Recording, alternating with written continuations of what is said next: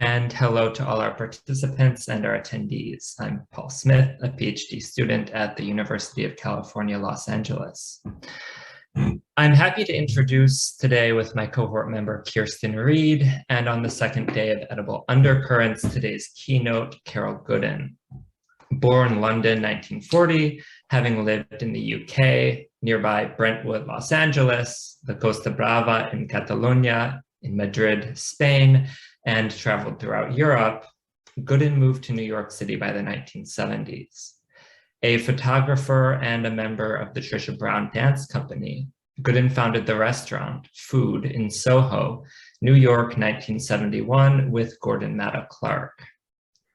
Food has been a touchstone ever since, one of the crucial legacies of downtown New York City, inspiring too many artists to name, and yours truly.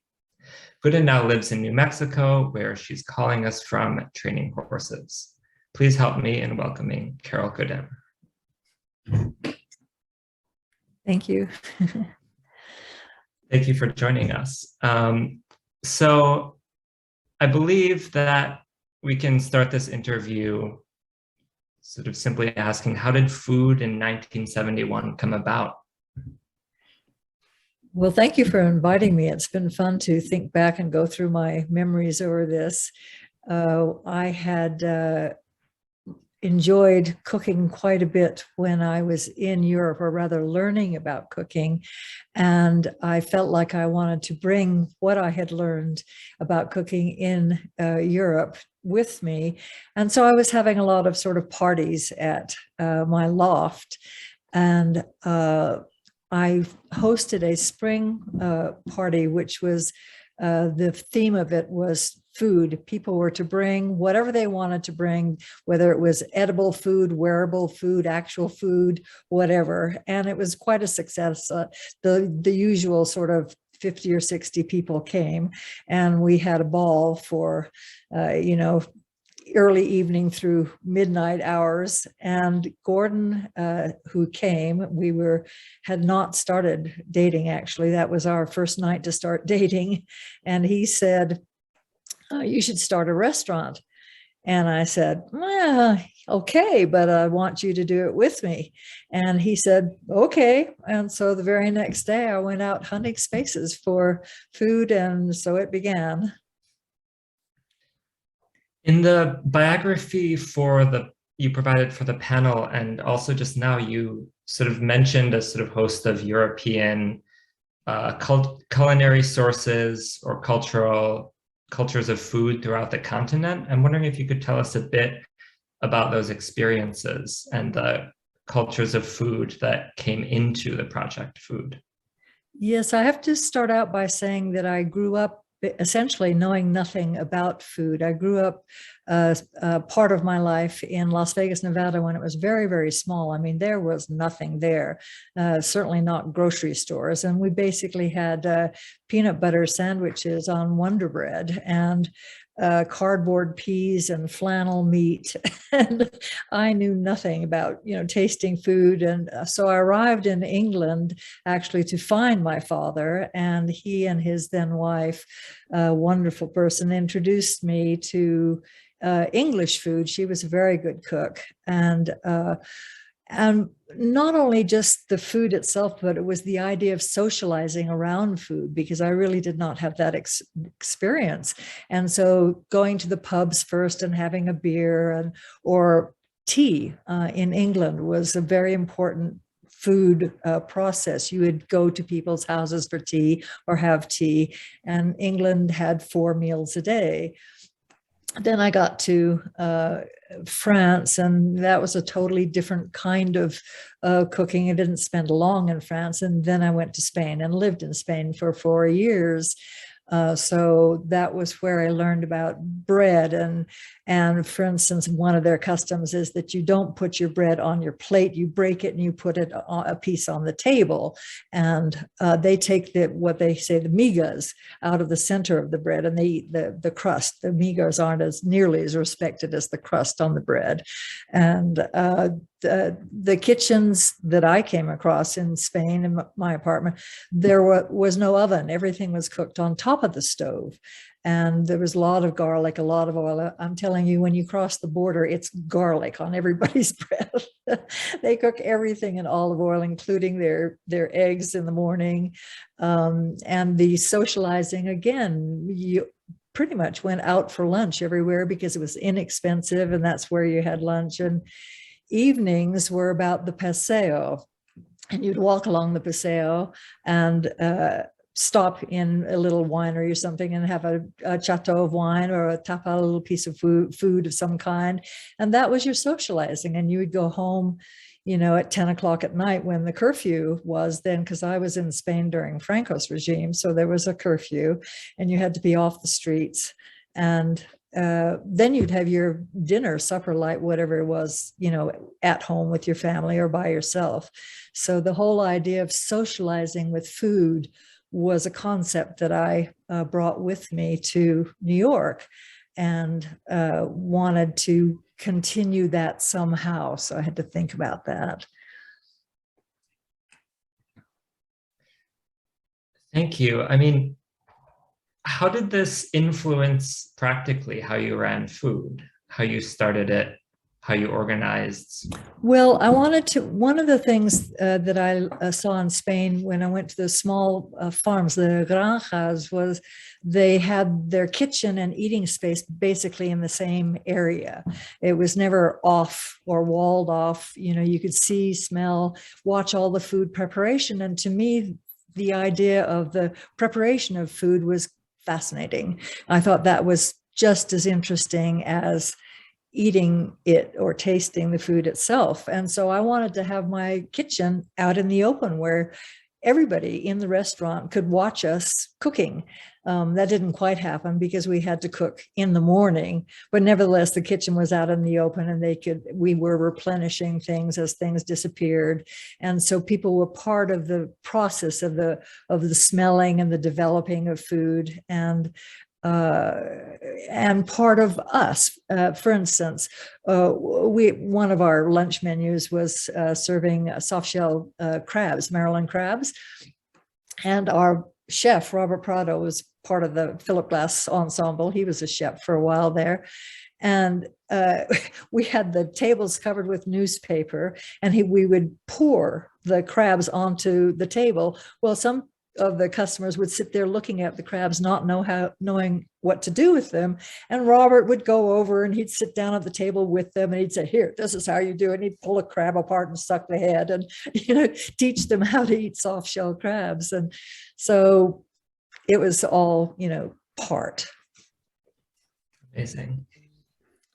So talking about the inner workings of food as a restaurant, do you think that food changed in your eyes or in the eyes of other workers or your guests, the way different objects, such as the meals, the people, places, the experiences, related to one another? I don't know. I guess you'd have to ask them. I really don't know how it impacted them. I know we were full all the time. People liked what we were putting out in the way of food and liked the ambience of the restaurant. So I don't know how it impacted them really. So the 1960s and 70s, it's been said that it's been sort of a hub of artistic projects and performance and community and sort of the cooperative based movements of art that has been said to define downtown Manhattan. Do you think food fits into that narrative? Oh God, Paul, help me. What is the question? When a question goes on too long, I can't manage it. I'm too old.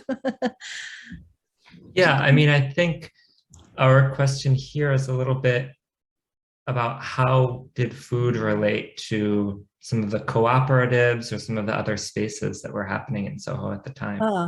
Yes, I think that food was one of the essential events to hunt around for a word that happened in Soho that put the 1970s art movement, conceptual art movement, sort of on the map. And there were three places shortly before food began. a friend of ours, Jeffrey Liu, bought an entire building, and he thought that he could rent out the ground floor. These lofts were huge, and he was unable to rent out the ground floor because basically businesses were leaving Soho, which is why the artists came into the Soho area. And so he said, oh, why don't you guys just use it?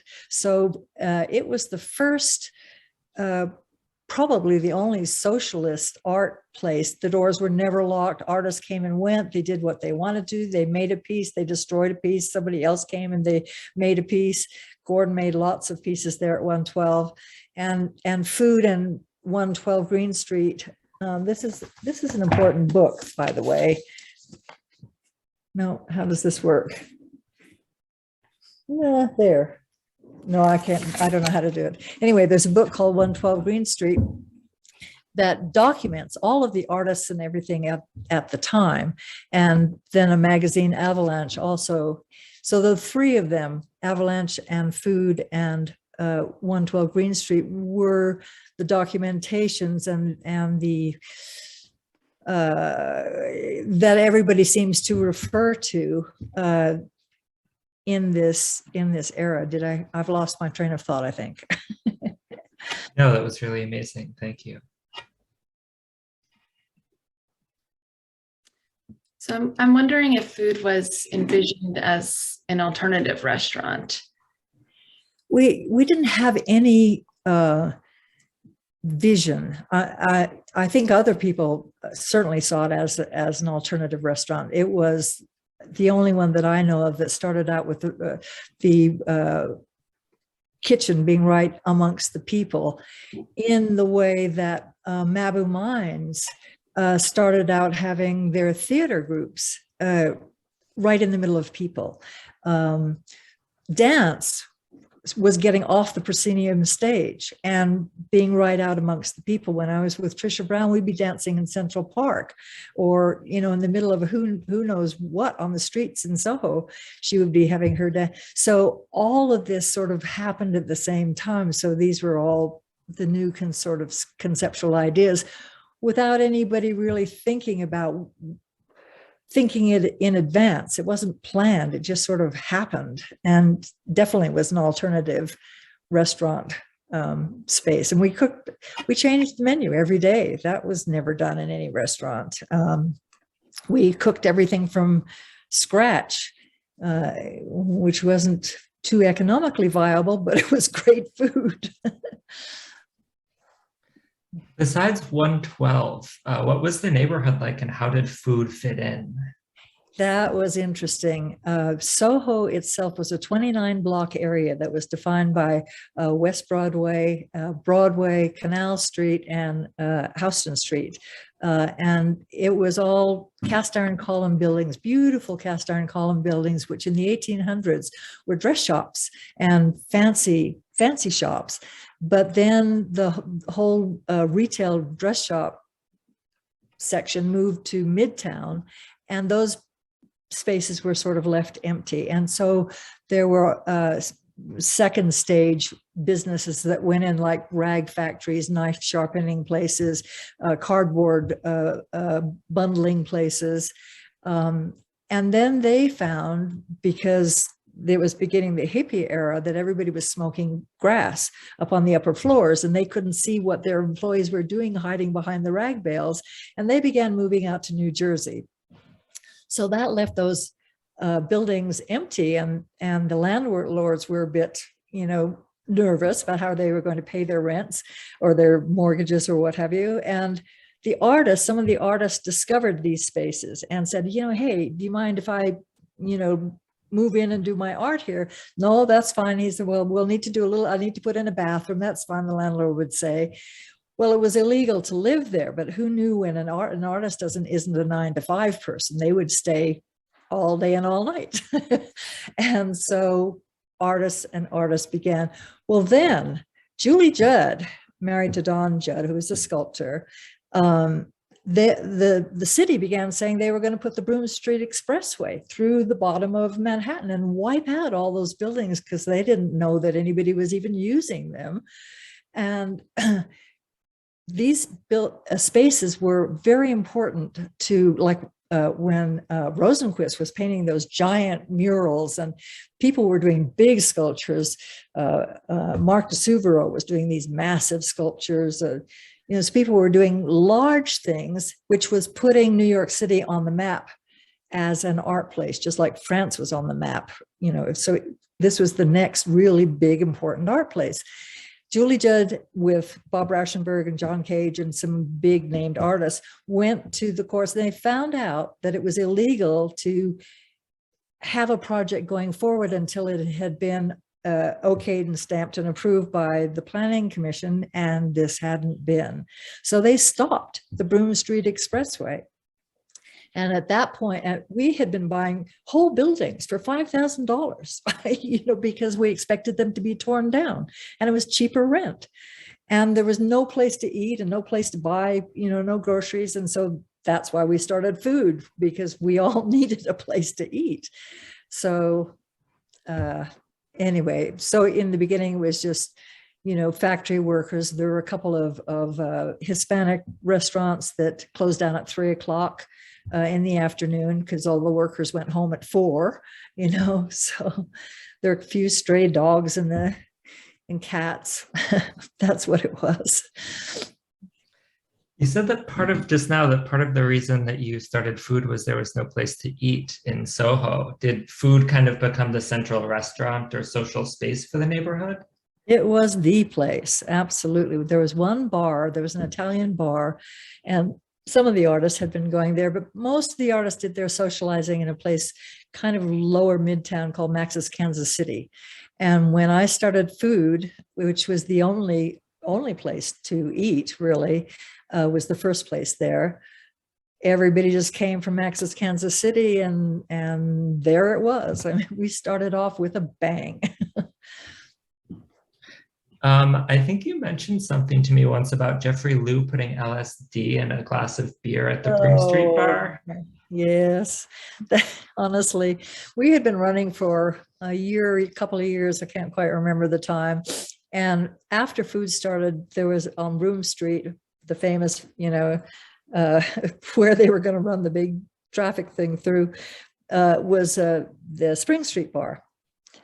And it was on Spring and Broome, and they served food there also. Well, I decided to take a night off. Carmen Bouchard was a dancer in the Trisha Brown Dance Company, and she had her own performance that night. And we all supported each other. We all went to everybody's performances. And Carmen, after Carmen's performance, we went to the Spring Street bar because I just didn't want to go to food because I felt like I was working. So we went to the Spring Street bar, and we all sat down at this big table, and we had beer. We were ordering beer to start with. And Jeffrey put a tablet of LSD in one of the beer glasses. And we thought, well, what's a sip of beer, that it wasn't going to hurt anything. Well, it was as if each one of us had taken an entire tablet of LSD. And pretty soon, Gordon, who is always out there dancing, he's collecting these people together to do this dance. And they were in one of the contact formations, and being a big pile of people in the middle of the floor. And I sort of sat back and I thought, this is not really good for food for us to be doing this in the Spring Street bar. Well, they threw us all out. And anyway, so yeah, there are lots of more stories connected to that, but that was the LSD business with Jeffrey. Sounds like really wonderful. It was a night. I'm telling you, the LSD didn't leave us until like 5 a.m. Perhaps moving to less exciting territory, but could you talk about the layout of food, how it was set up in the interior? Yeah, it was, I found this corner space. It was a Comidas Criollas coffee shop before. And so it was on the corner of Spring and Worcester. And it had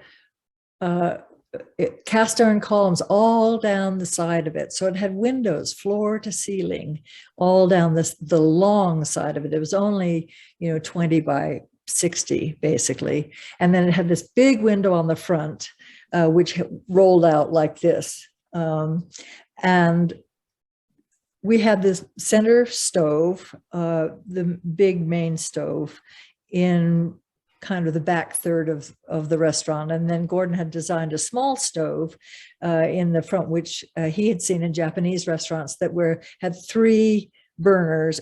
Ours had 3 burners low down, but they were very, very powerful burners. So we found on the Bowery, we found these great big pots, old-fashioned copper pots with big heavy handles, and we had them retinned, and those were our soup and let me see, there's the center stove right there behind me on that side there, and you can't really see, but there's a pot with a ladle sticking out of it. That's underneath that is the small stove.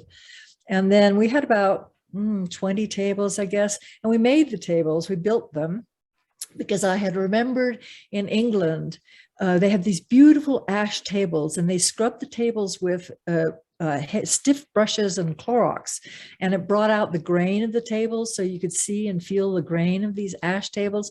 So there's sort of this pale look of these square ash tables, and we did the same thing. We scrubbed them with Clorox and stiff brushes every night, and sawdust every night to bring out the grain in the wood and clean them up.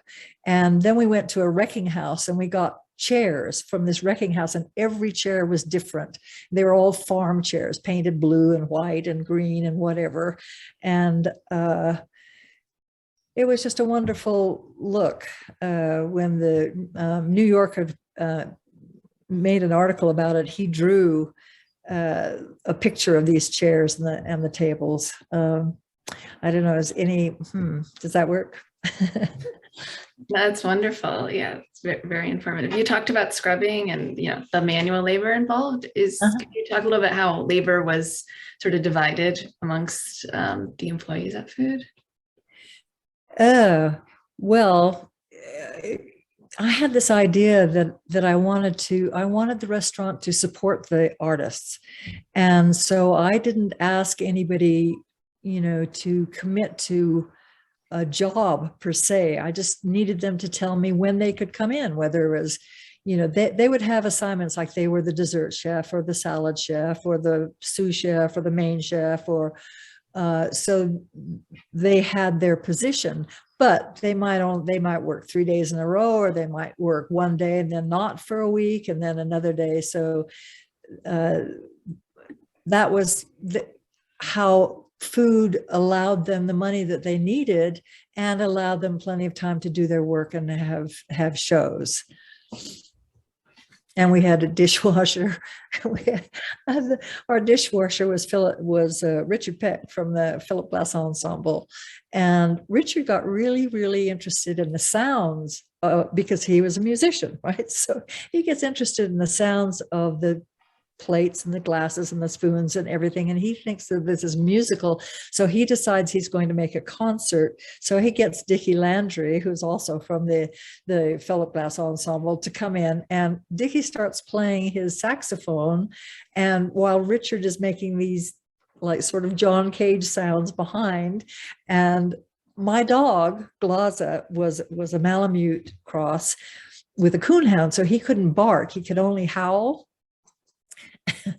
And Glaza starts howling and Dickie's playing the saxophone, and Richard is doing his things with his glasses and the plates and the spoons and what have you.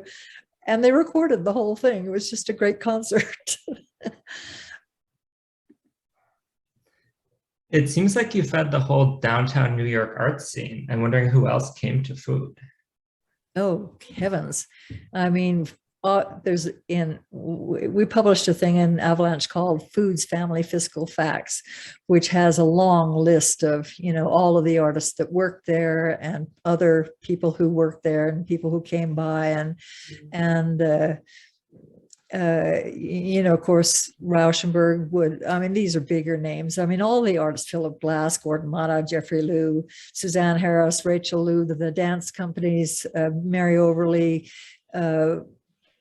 everybody, Yvonne Rayner, Barbara Dilley. Barbara was on the salad bar. Carmen,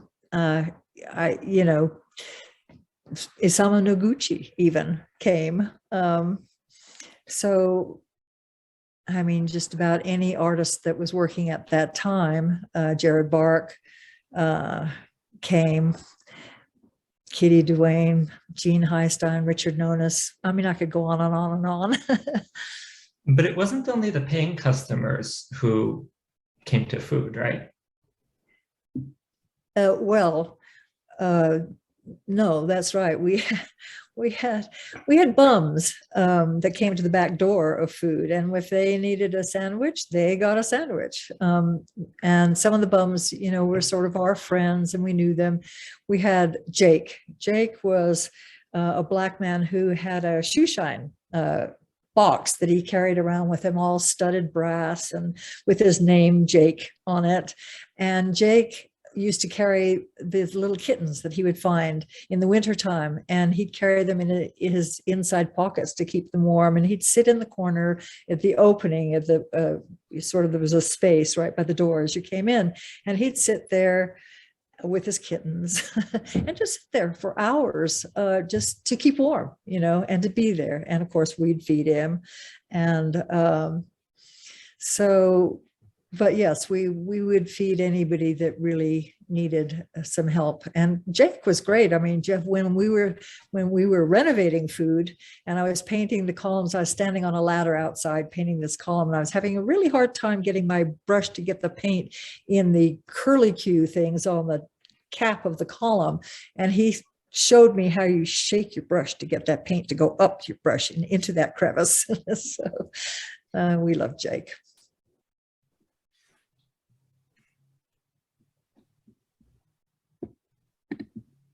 Well, there seems to be a great deal of openness that you're describing about food in terms of the social sense.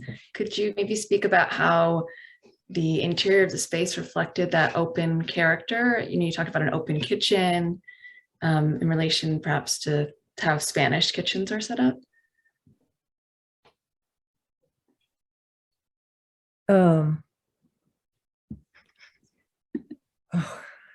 Paul.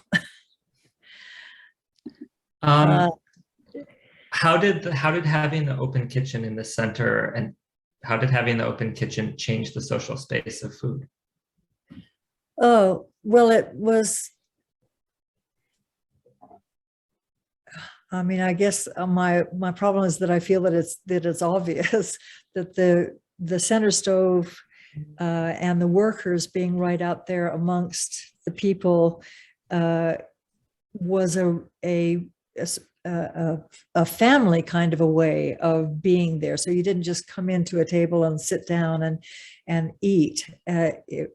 Food was much more about, eating was sort of on the side. I mean, the food was really good and they loved that, but it was, they would spend hours, Tricia would spend hours there sometimes just drawing out another dance configuration, or, and people would come and go, they'd meet and talk. And so it was like a home. It was like a huge home of 60 feet long by 20 feet wide. You talked about Tricia. How did food influence your other practices, maybe in dance or photography, or your relationships with those artists who are engaged in those practices? I don't really think, I can't seem to think in those terms that food influenced anything. We were just there. I wrote an answer to that question, but I need a prompt there on that particular question because I can't think in those terms. I think part of the question is how the different workers, like Richard Peck, for example, making music, washing dishes, how different people brought the different things that they did as artists into food. So when, like, Barbara Dilley was a dancer, and she was with the, oh dear, I've got a name block, the Grand Union Dance Company. And they did some wonderful things. They were all about impromptu. It's the only impromptu either theater or dance performances that I've ever seen that really worked. she was our salad maker. So she was just using her artistic sense in making salads, as to the look of them, and because food isn't, when I think about food, I think about texture versus color versus balance. They're sort of in a way like paintings. So rather than food influencing other things, I think that the other parts of art came in to influence food, is how I would think about it. Who were some of the artists and what were these guest chef days? I've heard so much about. Yes. Guest chef days was Gordon's brainchild, and he had the idea that we would invite an artist to come in, and we would provide the groceries and the waitress to serve the food, and they would do everything else, and they would bring whatever help they needed to, cook their meal. So Mark DeSuvero, who was making these massive sort of wood sculptures, he had just won a Guggenheim grant, and he thought that he would use his, he used his grant to buy a crane, a small crane. And so he decided he was going to use that rollout window that we had at the front of food to have his crane on the outside, and he was going to serve through the window using his crane. That was one idea. Sashika Takahashi made these beautiful paintings with his food, using, butterflied shrimp, the pink of the butterflied shrimp, and then he would have, purple cabbage, the slices of the purple cabbage next to the pink shrimp, and they were just paintings. He used very soft colors in his paintings. And Gordon's dinners were sort of the most famous dinners that I even heard about years later from people in Europe. And one of his dinners was, he decided he was going to serve live brine shrimp in eggs. So we boiled these eggs, hard boiled these eggs, took the yolk out, sliced the egg in half, and then in the little dish of the white of the egg, we put live brine, we put a broth and live brine shrimp. And these little shrimp were wiggling around.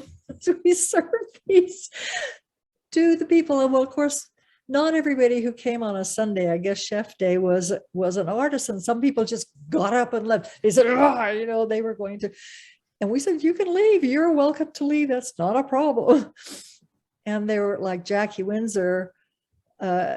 She tossed it down and ate it, and Liza Bear stood there looking at it with big eyes, and she didn't have the courage to eat the live fried shrimp. So that was one of the dinners. And I don't remember the rest part of the dinner. That was the part that stuck in my mind. The other dinner was called a bone dinner. And we went to the meat market. There were sections in Manhattan. So we went to the meat section, and I filled the back of my pickup truck with all these, different kinds of bones. There were bones with meat. There were frog's legs bones. There were chicken bones. There were huge, cow bones.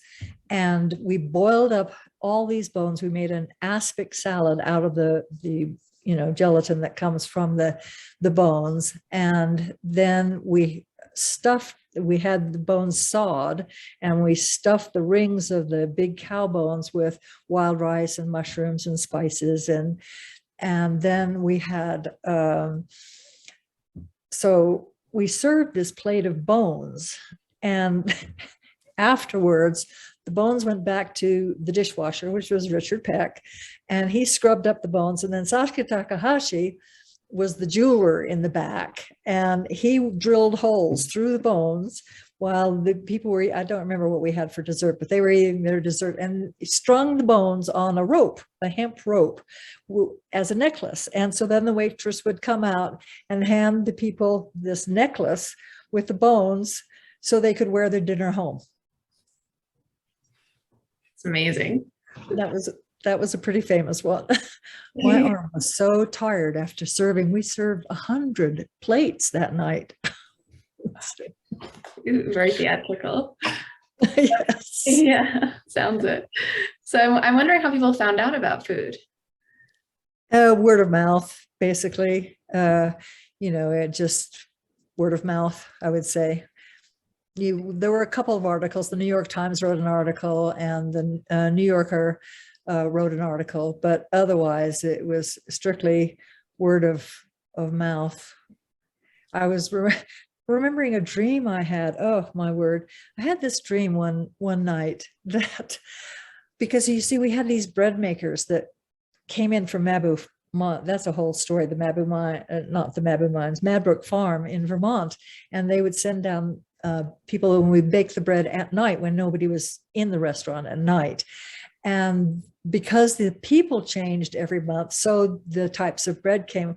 Well, for some reason, people like out in Long Island heard about this bread, and they would come for this bread, and they would talk about the bread, and the bread was really pretty terrific. And I had this dream that some of the bread makers somehow didn't show up, got sick, and people came and they said, "We want some bread." And I said, "Well, I'm sorry, we just don't have bread today." "Well, we want some bread." And it was a terrible dream. More of a nightmare. Yeah, it's a nightmare, exactly. So on the subject of how people heard about food, you said word of mouth, but you had mentioned maybe some advertisements in Avalanche. Could you speak about the publication? With Avalanche, we didn't use the ads as a way of advertising ourselves. It's just that it was another art piece. Gordon would think of these art ads. For instance, there was one ad where he had my dog Glaza. Glaza had a huge head. I mean, he's this giant Malamute dog, and he set a plate of pills down in front of Glaza, and they had a camera ready, and Glaza's looking at these pills like, "What's this?" And that picture was an ad, so to speak, in Avalanche, which we paid for to help support Avalanche. So it was, I mean, Avalanche was all about people's conceptual artworks. So that was one of Food's conceptual artworks. And then we decided to do this Foods Family Fiscal Facts. Oh my. And Tina was the biggest brain behind that. We literally sat down and calculated how many fish we had run through, how many, bundles of spinach, how many this and that's and the others, and made Foods Family Fiscal Facts. And that was one of the ads that got printed. And that gets passed around forever because it's pretty funny to read. It really is. So that's one of the things that sort of lived after Food, but Food closed 3 years after its inception, and we're wondering why. Sort of lots of reasons why.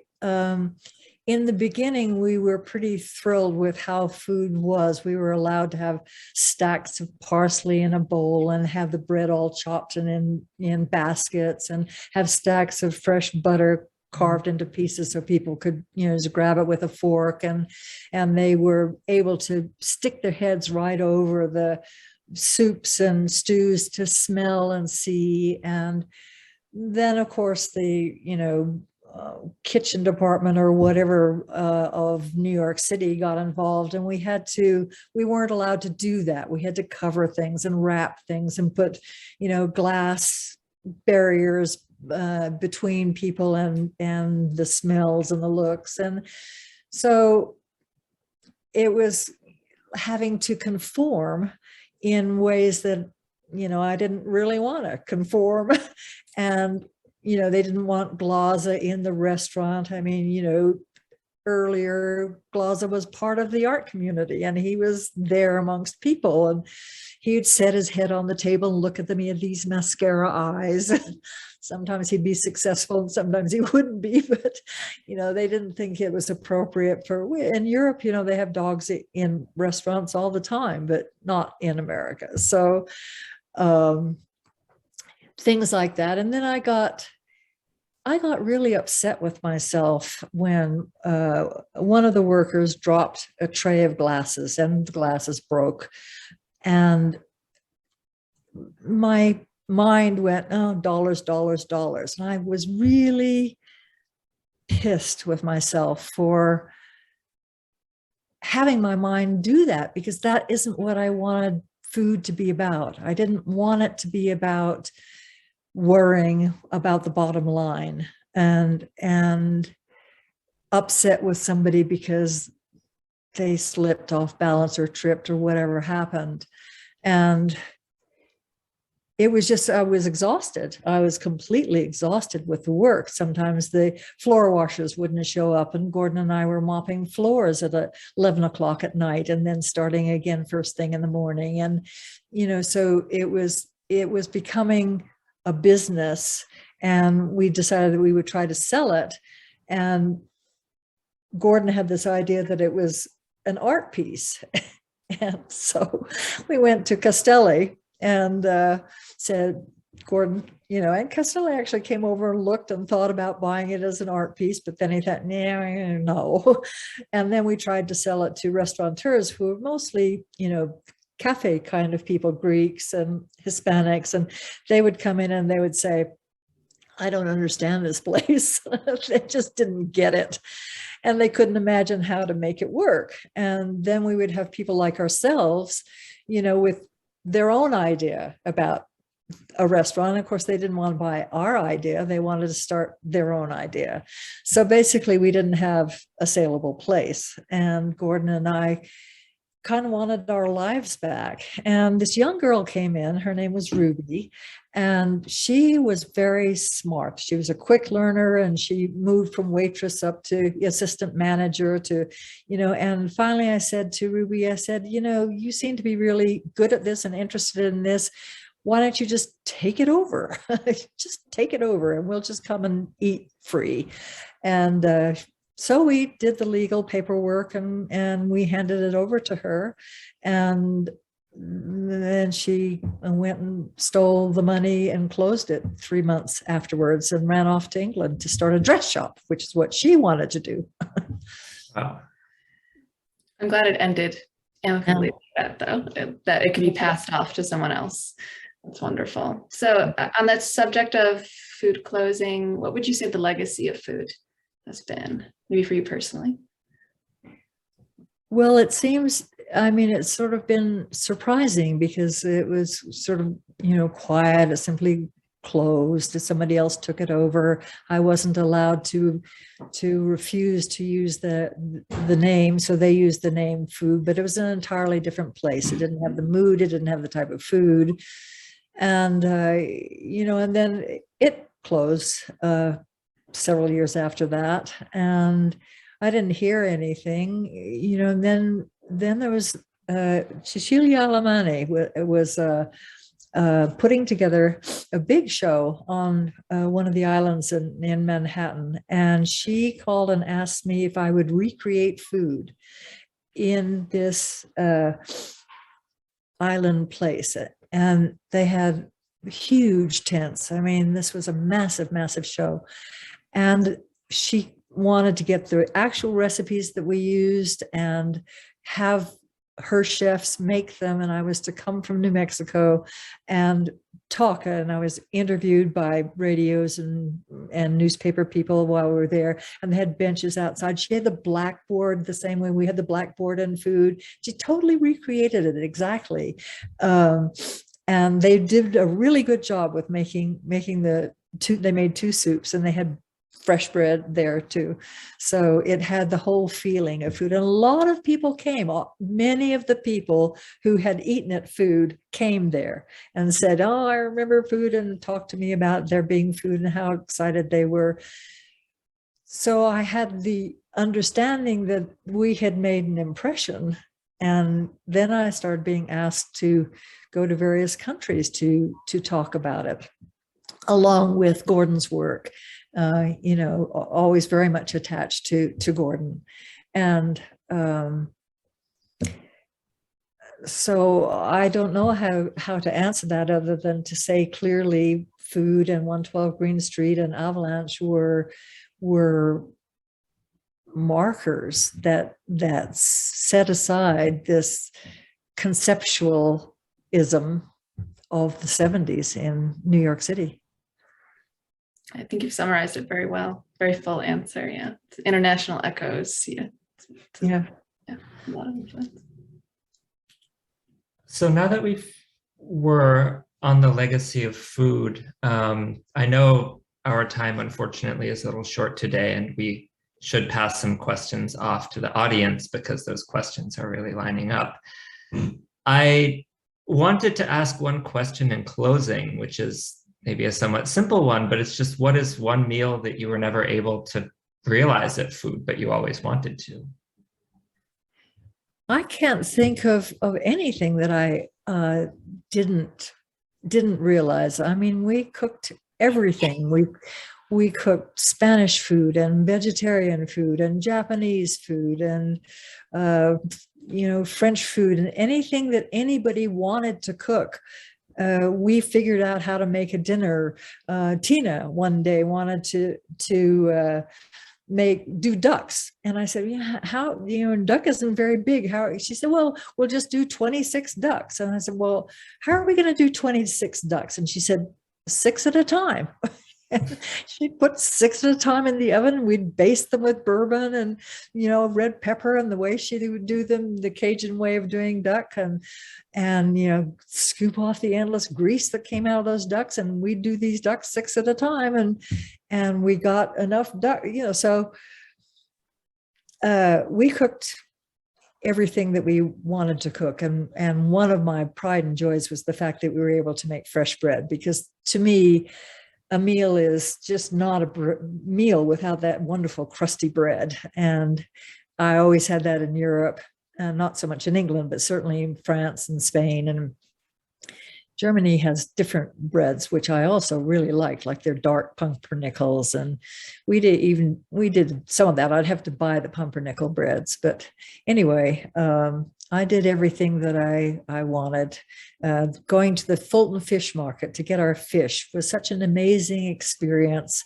And then Gordon made this wonderful film where he filmed sort of, like a 24-hour day in food. And we were at the Fulton Fish Market, and this Greek man is singing away in a Greek language. And just lots of stories about the fish market.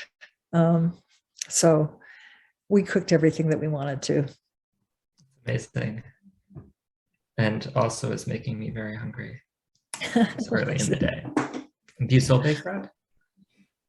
Sorry? Do you still bake bread? I do. I've actually have gotten involved with this artisanal bread, which takes no kneading at all. It's an amazing bread. You just take your dough, you mix it up, and you let it sit overnight, like in the oven or someplace where it can proof, and you don't touch it at all. The next morning, or whenever you punch it down and shape it into just a blob.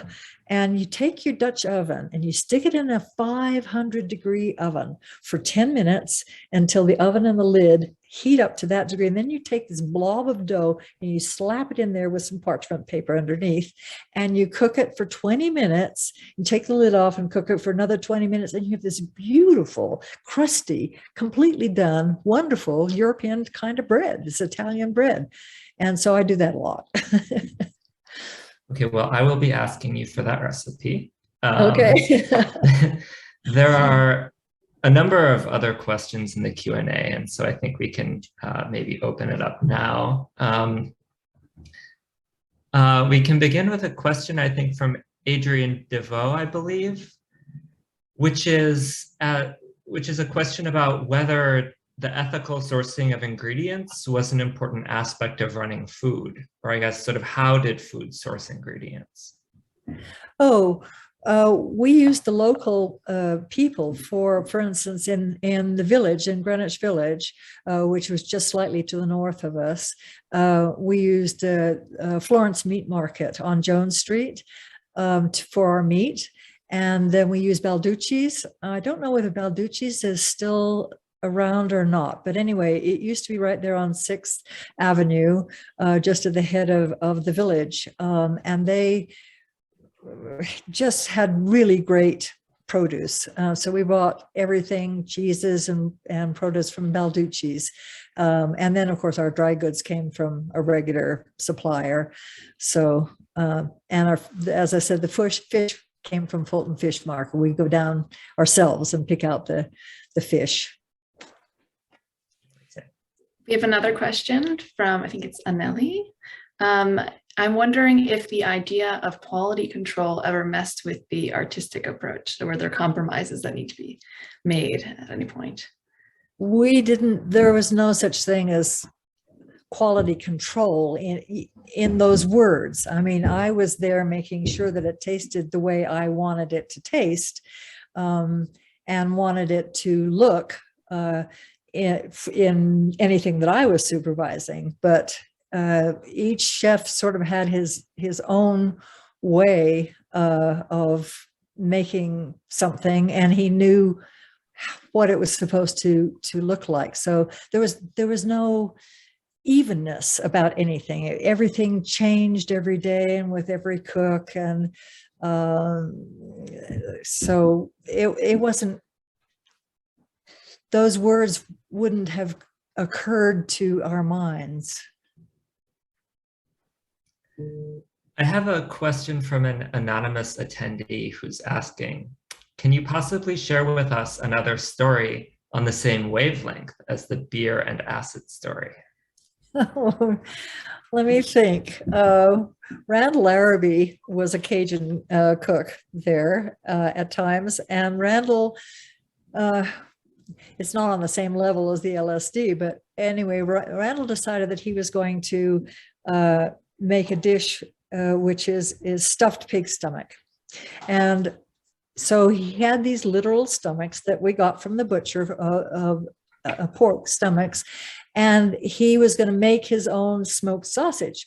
So he literally smoked the sausage on a grill outside on the sidewalk of food. Well, somebody called the fire department on us, and here come the fire trucks screaming down Spring Street to, tell us that we couldn't. And we said, well, we're just smoking this sausage and we're just about done. And so they kind of let us go. They didn't cite us with anything. They told us we couldn't do that again.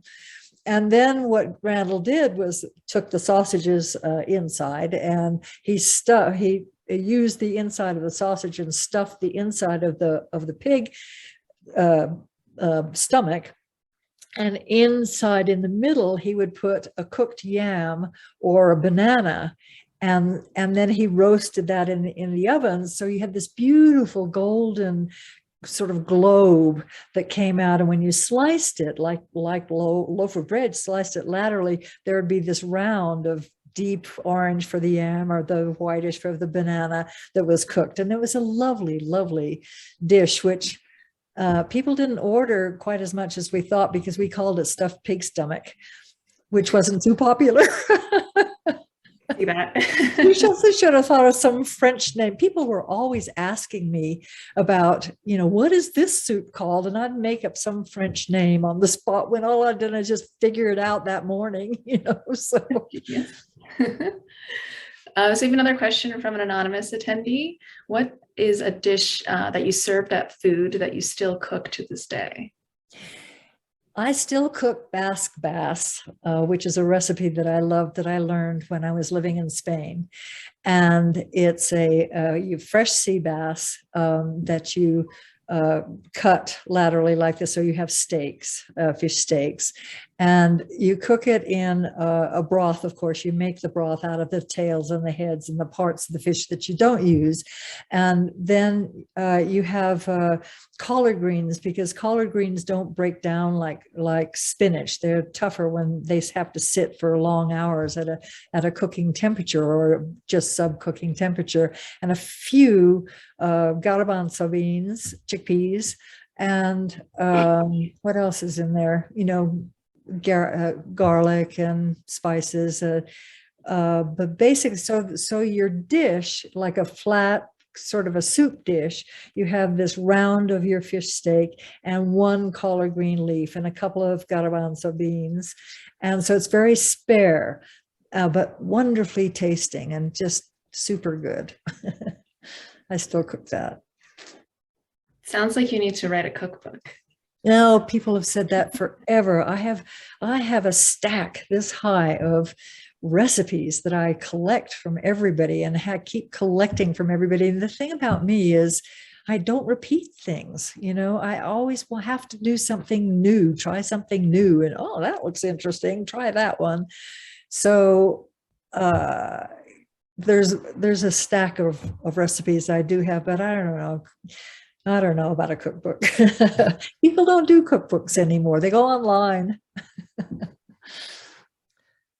I have a question here from an audience member that's directed a little less towards what the food was, who's asking how food was received by people who weren't in the artistic community. So very well. I mean, there was when the New Yorker review came out and the New York Times review, which they both came out in the same week. We had a line around the restaurant that was a block and a half long, which was, just horrendous. I never want that to happen again. It was difficult to keep up with. I mean, I had to keep recooking things and trying to find groceries to keep up with, that's so.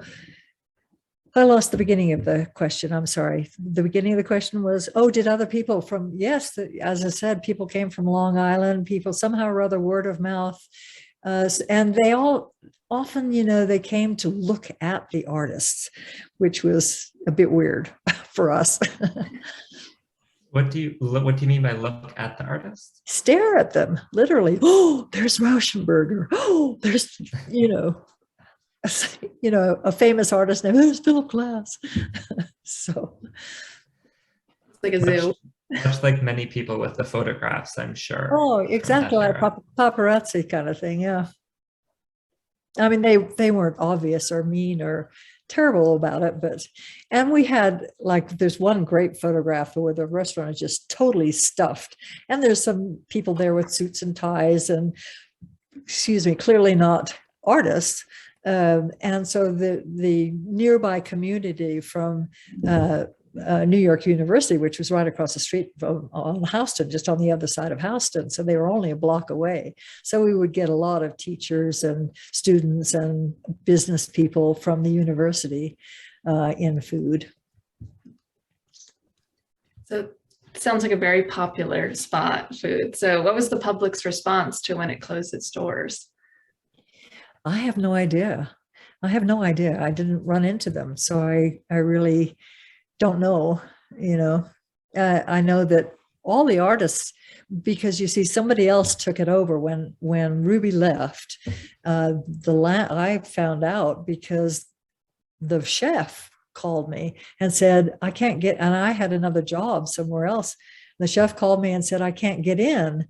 I said, why not? And he said, the door is locked. I said, why is that? So I went and talked to the landlord and I said, what goes? Why have you locked the door? And he said, well, Ruby hasn't paid the rent in 3 months. So he had served her and done due process and repossessed it. And so that's kind of, and then all I know is my artist friends just left. They wouldn't have, even though he gave it to somebody else and they took it over and they ran it and still called it food, but it was a different clientele, different mood, different everything. I have a question from someone who's clearly looking at the Foods Family Fiscal Facts sheet, which is, it seems to be, what was the Radio Rebellion? Oh, the Radio Rebellion. Well, in the beginning, we just had that 60 by 20 foot space and we were doing everything in that little space. And shortly after this store, a small like 20 by 20 space came available behind us. And so we took that as well. And that became my office, but it was open to the rest of the restaurant. So when people were working in the morning, they would have the radio on so that they could, just listen to the radio while they were working. Well, they had the radio on fairly loud and I couldn't hear on the telephone. I was trying to place orders and I couldn't hear on the telephone. So I went and I turned the radio down some and somebody came and turned the radio back up. So I went out and I turned the radio down some more and they turned it up. And so I went and turned it off and I stood there. And they all quit working. They went on strike. So I said, wait, you guys, listen, I have to be able to hear. I have to be able to place orders. I have to be able to work and talk on the telephone. So we came to a compromise that they could have the radio on, but they were to keep it lower. So that was the radio rebellion that's being referred to. That's really great. It's a wonderful anecdote. I have another question from an anonymous attendee about your preferences in food. So what is your favorite Spanish dish? Oh gosh, probably that bass. Anything with fish. I like the gazpacho. Gazpacho is made sort of differently in different places, but I like the gazpacho. Flan, they make very good flan. It's hard for me to, we're talking, I was in my 20s when I lived, that's a long time ago. It's 60 years ago. So I can't completely remember all of the foods that we ate, but I just liked Spanish foods, particularly the fish dishes. All wonderful choices, I would say. Okay, so another question from an anonymous attendee, slightly unrelated to food, I suppose, but about what you're up to now. So how did you get into training horses? Well, I guess I've ridden horses all my life. When I came over from England, I was 5 years old, and I was essentially stuck on a horse as a babysitter.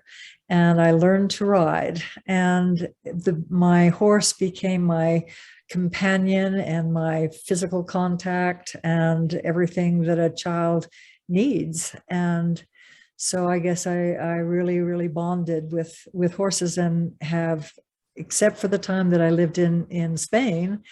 And I have always had a horse or worked with horses or started horses, trained horses, started colts, especially. I love doing that. So, and also it was interesting because when Tricia Brown chose me to be in her dance company, I was part of her original dance company. She said that she was interested in the way that I moved, and I'm not a trained dancer at all, but I think whatever it was that she was watching, I got from learning to be with horses. Because when you look at a Toulouse-Lautrec painting of the women and the horses, I mean, those movements are all part of my artistic sensibility. And I'm particularly interested now in dressage, which is a dance with, and, it's dance and horses are very, very close to each other. I love the way you put that, the blending of dance and horses movement. It's a beautiful story. Agreed. So we're a little tight on time, and there is, I think, one particularly salient question to end on, after which we can give the floor to you to ask us anything you'd like. But I have another question, which is, what advice would you give artists today when it comes to running or organizing a space? A space, not a restaurant, but a space? A restaurant. I think the question is a restaurant or a space when working together to make something happen. Well, one of the questions that I was handed right off the bat, which is the first question that I hand to anybody when they are thinking about putting a restaurant together, is, what are you going to do with your garbage? That's like something you don't think of when you're planning spaces. And that would be, for any kind of a space or business. I mean, you have garbage to deal with. Noise was one of the things that I learned in putting food together. We had chosen things that materials, like the tile on the floor, because I loved Spanish tiles. Well, they echo a lot and they're hard on your body. So there are those kinds of things that you think about. To follow what has been done is very useful. People have learned, and there are reasons for stainless steel surfaces because they're easier to clean than wood surfaces. But, you know, that isn't what I was trying to do. I didn't want to be, you know, commercial, but those are the things that you learn as far as efficiency and cost. And if you know, are thinking on a business level, so you have to think, what is it that you're all about? Are you all about the aesthetics of the place? Are you all about an idea that you're trying to promote? Or are you about making money in a business? That makes a lot of sense. I think before we close, because we're getting to that time, is there anything else you'd like to address, Carol? No, I'm very interested in what you're trying to do at UCLA, and I'm not completely clear that I understand. This, as I understand, is about the history of food as a subject, and how that's, I guess, what I want to know more about. What is this history and food connection that you're interested in? I think a large part of it is art history and food. And to find that there are a lot of instances of artists making food, artists making restaurants. There's this intensely artistic side to food that needs more people to look at it. That's how I would describe it. Kirsten?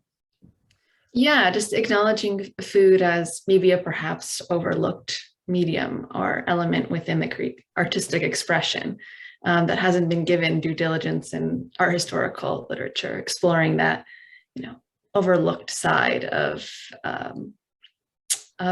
just creative invention. Right. Yeah. You know, food was more about having the ambience of the Provence in France or in Spain or something like that. And people have said, oh, you know, you should do food again. And I'm saying, have you looked at the Pacific Rim foods that people are producing? And I mean, they're like paintings, they're art, what they're doing with food, how you carve up a carrot or a radish or anything. I mean, they're making flowers out, they're making designs. It's even more than just about color and texture and taste. It's really quite extraordinary what's being done with food these days. Thank you. I think that might be a really good note to end on, but I hope this conversation between all of us can continue in the future. So, I mean, thank you so much for meeting with us and having this discussion, Carol. Thank you for inviting me. It's been really interesting and fun. It's really been a pleasure. Absolutely. Thank you. Thank you so much.